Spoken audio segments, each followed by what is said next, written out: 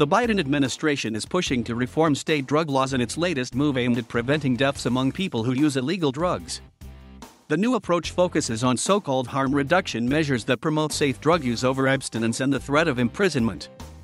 On Monday, the Office of National Drug Control Policy announced a $2.5 million grant to draft model laws to support such harm reduction programs, increase drug treatment options, and reform criminal statutes that have harmed people of color in particular.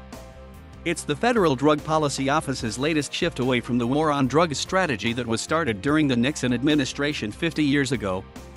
It's frankly refreshing to see this office talking about helping people, and not about punishing them, said epidemiologist Tracy Green, director of the Opioid Policy Research Collaborative at Brandeis University. For better or worse, model laws for controlled substances have led to changes in the past.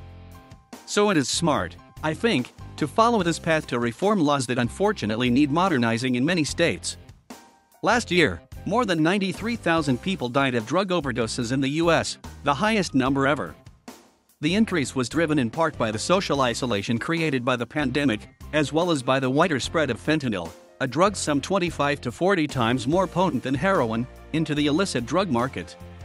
The awareness that overdose deaths are only increasing, combined with reports of HIV outbreaks among people who use drugs in West Virginia and Boston, has intensified efforts to move to a harm reduction approach in the federal response to drug use. In direct contrast, however, some cities, such as Charleston, West Virginia, and Atlantic City, New Jersey, have recently shut down needle exchange sites, which are known to decrease the risks of infectious diseases spreading among people who use illicit drugs. Announcement of the 2-year grant follows the Drug Czar's office's easing limits on medications that treat addiction to opioids and allowing the use of federal funds to pay for test strips that can detect fentanyl in drugs. In April, OMDCP Acting Director Regina LaBelle announced that $30 million in federal funding would be included in the pandemic relief package to fund harm reduction programs for the first time, notably needle exchanges. And last month, OMDCP worked with the Drug Enforcement Agency to end a decade-long moratorium on using VAMs to dispense methadone to people who are physically dependent on opioids, making the treatment accessible to places without nearby clinics and correctional facilities. To have the Office of National Drug Control Policy talking about harm reduction is important, both as a symbol and for real, said public health law expert David Rosenblum of the Boston University School of Public Health. I remember when you couldn't say those words there. And it wasn't that long ago.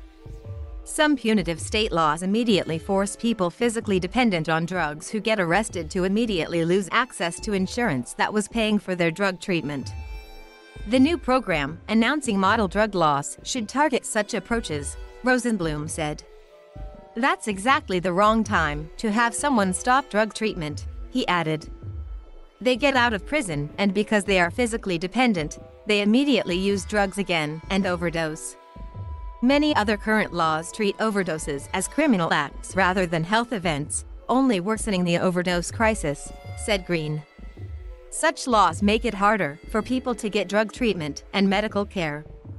There really is a lot to be done to make harm reduction the standard response, she said. But making model drug laws is just the first step.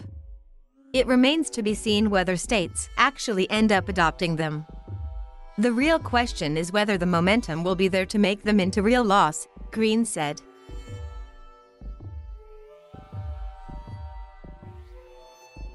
Thank you for watching. Please subscribe